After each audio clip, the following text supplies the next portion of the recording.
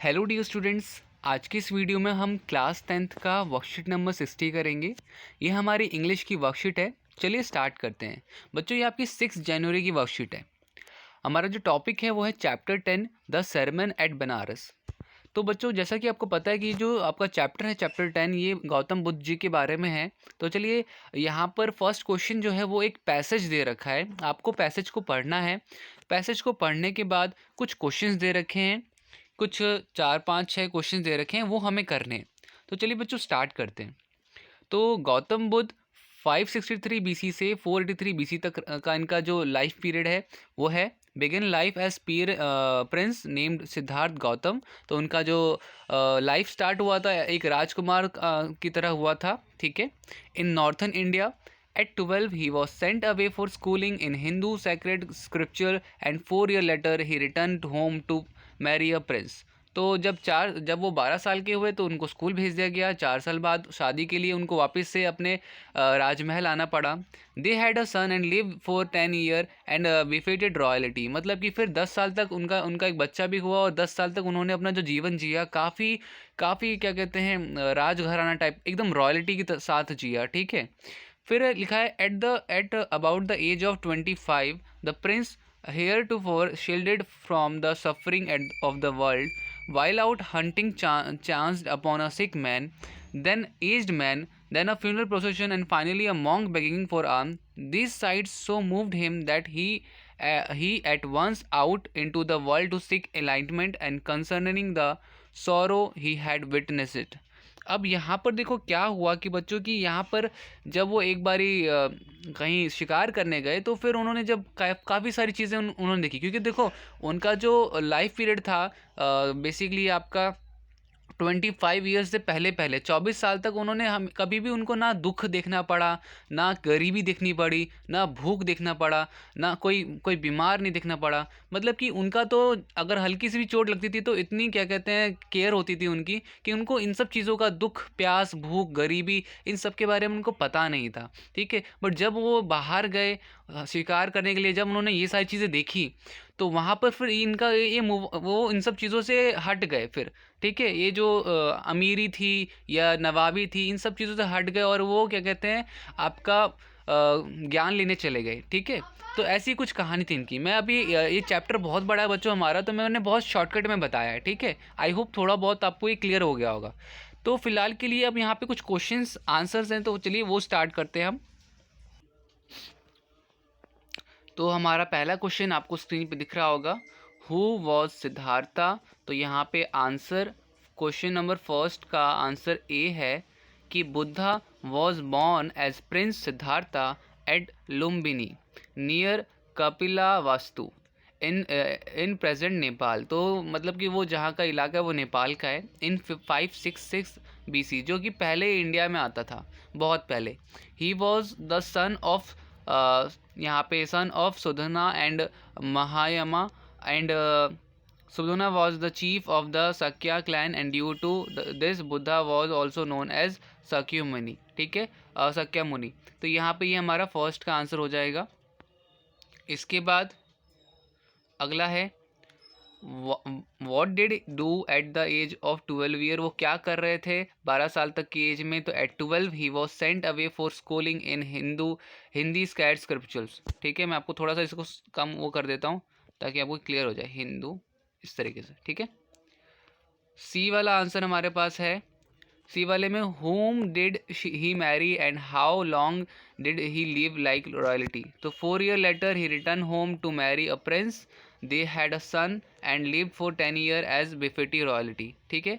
D वाला question बच्चों मैं आपको दिखा देता हूँ।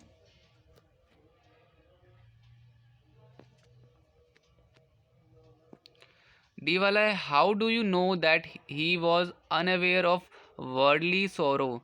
तो यहाँ पर बच्चों यहाँ होगा, तो यहाँ पे इसका आंसर जो होगा डी का आंसर मैं आपको बता देता हूँ। डी का आंसर यहाँ से यहाँ होगा। ये जितना मैं मार्क कर रहा हूँ वो आपको लिखना है कि जब वो बेसिकली हंट करने के लिए बाहर निकले थे, तब जाके उनको पता चला कि भाई बाहर तो अकाल पड़ रहा है, युद्ध चल रहा है और बहुत सारी चीज़ें चल रही थी, लोग बीमार पड़ रहे हैं, लोगों को भीख मांगना पड़ रहा है, भूखमरी हो रही है। तो ये चीज़ जब वो 25 साल के हुए थे, 25 साल के, और वो शिकार करने बाहर गए थे, तब उन्हें बाहर का पता चला। नहीं तो वो तब उससे पहले वो हमेशा राजमहल में रहते थे, किसी तरह की दिक्कत नहीं होती थी, ना खाने की, ना पीने की, ना सोने की, हर तरह का आराम उनको मिलता था। तो ये डी का हमारा आंसर हो जाएगा। How do you know that he was unaware of worldly sorrows. तो ये हमारा आंसर डी हो जाएगा बच्चों, ठीक है, डी वाला, डी का आंसर होगा ये हमारा, यहाँ से लेके जितना मैंने मार्क किया। चलिए अगला क्वेश्चन देख लेते हैं। अगला क्वेश्चन देखो, लिखा है who all did he see on hunting expedition one day. तो चलिए ये वाला आंसर देख लेते हैं। तो यहाँ पे देखो, at about the age of 25 the prince hitherto shielded from the suffering of world while out hunting upon a sick man, then an aged man, then funeral procession and finally monk begging for alms। तो यहाँ पे basically आपका ये ई का answer हो जाएगा, पूरा का पूरा, सारा का सारा, ठीक है। ये हमारा ई का आंसर हो गया। अब एफ देख लेते हैं। एफ हमारा बच्चों आंसर यहाँ पे दिख रहा होगा आपको। This sight moved him that he, F वाला है, what happen when he show people suffering due to various reason. तो ये आपका आंसर हो जाएगा, आप इसे नोट डाउन कर लीजिएगा, ठीक है। जी का देखो, जी हमारा है। अब जी वाले में क्या है, तो जी वाले में आपको दिख रहा होगा, find a word from passage that mean the same as gaining knowledge and understanding. तो एनलाइटमेंट, ठीक है। तो मतलब कि जब वो इन सब, तो फिर वो ज्ञान लेने चले गए थे इस पूरे संसार से, ऐसा कुछ आप कहते हैं, ठीक है। तो ये आपका जी का आंसर हो जाएगा, ठीक है। तो पहले पूरे क्वेश्चंस हो गए। अब जरा हम अगला क्वेश्चन देख लेते हैं।